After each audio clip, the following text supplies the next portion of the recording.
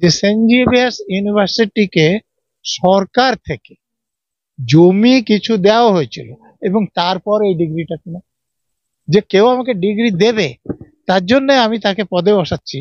একজন ভদ্র মহিলা যিনি পিএইচডি না করে জালি ডক্টরেট ডিগ্রি জোগাড় করে নিজেকে ডক্টর বলে পরিচয় দিচ্ছিলেন, তাকে কলকাতা বিশ্ববিদ্যালয়ের মতো একটা বিশ্ববিদ্যালয় থেকে অনারারি ডিলিট পাওয়ার জন্য একজন আমলার স্ত্রীকে তার বেআইনিভাবে কলকাতা বিশ্ববিদ্যালয়ের ভাইস চ্যান্সেলর করতে হলো এবং তারপর তাকে সেই বেআইনিভাবে নিযুক্ত ভাইস চ্যান্সেলর ডিগ্রি দিলেন।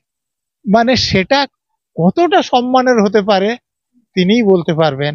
আমি তো মনে করি এটা অত্যন্ত অসম্মানের। এই যে শিক্ষা দুর্নীতি আপনি দেখলেন, আমি তো এখান থেকে ওয়েস্ট বেঙ্গল থেকে পাস করেছি, তো আমরা যখন বোর্ডের পরীক্ষা পাস করি তখন তো সেখানে কার সই থাকে না, যারা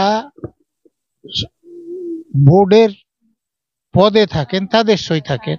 আমি যদি বিশ্ববিদ্যালয়ে যারা বিশ্ববিদ্যালয়ের পদে থাকে, কিন্তু আমাদের এই রাজ্যে আপনি যে কথা বলছেন তাদেরকে যিনি পদে বসান তিনি পার্থ চ্যাটার্জি শিক্ষামন্ত্রী, তিনিও হাজতে, এবং যারা এই আমাদের সার্টিফিকেটগুলোতে সই করেন বোর্ডের হোক বা বিশ্ববিদ্যালয়ের হোক, আমি যে পিএইচডি পেয়েছি বা ডিলিট পেয়েছি সেখানে তো ভাইস চ্যান্সেলরদের সই আছে। তো সেই ভাইস চ্যান্সেলররা এখানে হাজতে থাকেন দুর্নীতির জন্য। তাহলে আপনি এখানে ডিগ্রি কিনতে অসুবিধাটা কোথায় আপনি দেখছেন? মুখ্যমন্ত্রী বলছে যারা আমাকে অপদস্থ করতে চাইছে তাদেরকে মানুষ জবাব দেবে। হ্যাঁ, মানুষ জবাব দেবে। একবার সুষ্ঠুভাবে ভোটটা আপনি করার ব্যবস্থা করুন, তাহলে আপনিও জবাবটা পেয়ে যাবেন। যদি এই মস্তানদের লাগিয়ে রিগিং করে ভোট চুরি করে যেতেন তাহলে তো সেটা মানুষের জবাব হলো না, ওই মস্তানদের জবাব হলো, যারা বোমা গুলি নিয়ে। দেখুন, আমার শেষের শুরু বলে একটা বই আছে, আপনি জানেন? এই বইটাতে এই যে পঞ্চায়েত ভোটের সময় যে 64 জন লোক নিহত হয়েছিল তাদের নাম, কোন পার্টির কোন জায়গায়, তাদেরকে সেই পার্টির লোক না অন্য পার্টির লোক খুন করেছিল, সব আমি তালিকা দিয়েছি।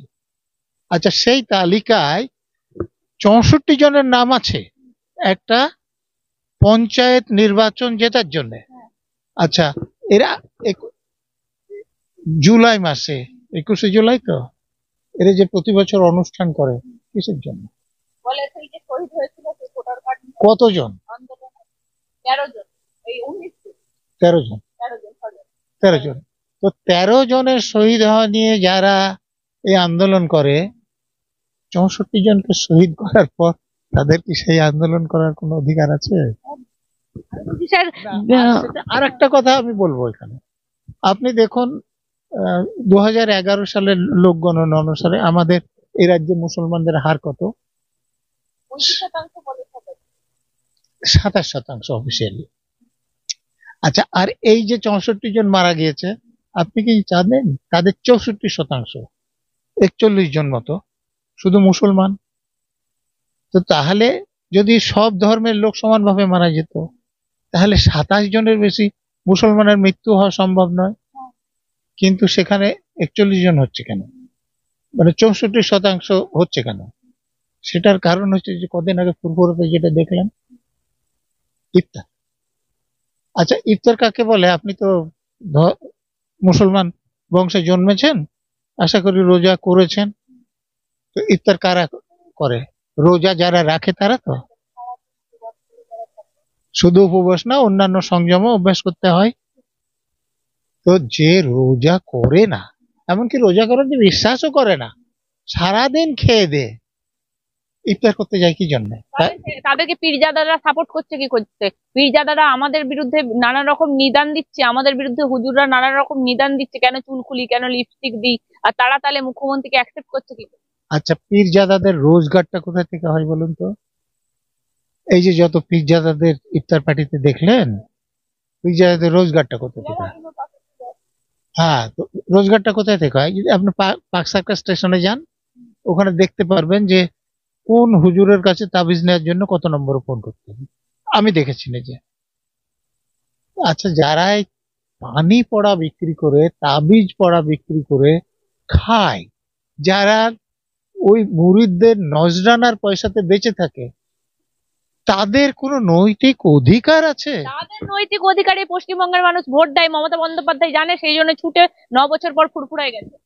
একদম ঠিক নয় ফুরফুরা। আমি তো মুসলমান ঘরে জন্মেছি, এবং যেখানে জন্মেছি মুর্শিদাবাদ জেলার ডোমকল ব্লকের বসন্তপুর গ্রামে। আমার বসন্তপুর গ্রামের 100% মুসলমান, ডোমকল ব্লকে 90% মুসলমান, মুর্শিদাবাদ জেলায় 67% মুসলমান। সেখানে আমি তো দেখিনি যে তারা ফুরফুরার পীরদের কথা শুনে ভোট দেয়, এবং পীর সাহেবদেরকে তারা যে খুব মান্যগণ্য করে, এরকম আমি দেখিনি। কারণ মুসলমান ধর্মে তো পীরদের মাধ্যমে আল্লাহর যে নৈকট্য লাভের কোনো নিয়ম নাই। পীর সাহেবদের মুসলমানদের ওপর ততটা প্রভাব নেই। কয়েকজন মুসলমানের উপর থাকতে পারে যারা তাদের পরিষ্কার শিষ্য, কিন্তু এদেরকে দেখিয়ে প্রচার করে শাসক দলের লোকেরা ভোট পেতে চান, এবং তার ফলে রোজা না রেখেও রোজা খুলতে চান। তো যে রোজা করে না, তার রোজা খোলার অধিকারটা কোথায়? আপনারা তো ওখানে ফুরফুরা সাহেবে রোজা খোলা দেখলেন। আচ্ছা, পীর সাহেবদেরকে শুধু ছেলেই হয়? পীরজাদাদের দেখেছেন? কোনো মেয়ে হয় না? কোনো পীরজাদিদের এক একজনকে দেখেছেন কি সেখানে আপনি? হ্যাঁ, তো কেন? তো যেখানে পীরজাদিদের ইফতারে ডাকা হয়নি, তারা তো রোজা করেন, মুসলমান ধর্ম পালন করেন, কাপড় চোপড় পরিষ্কার রাখেন, প্রস্রাব করার পর পরিষ্কার করেন জল ব্যবহার করে। তো মমতা ব্যানার্জিকে এগুলো করেন? তো তাহলে পীরজাদিদের যদি সেই ইফতারে ডাকা যায়নি, তাহলে মমতাকে কোন অধিকারে ডেকেছেন? কোন নিয়ম অনুসারে, ধর্মের কোন নিয়ম অনুসারে তারা একটু বলে দিন, তাহলে আমি জানতে পারি। আমার তো অতটা জ্ঞান নেই যে এরকম কোনো নিয়ম আছে যে যে রোজা রাখে না সে ইফতার করবে।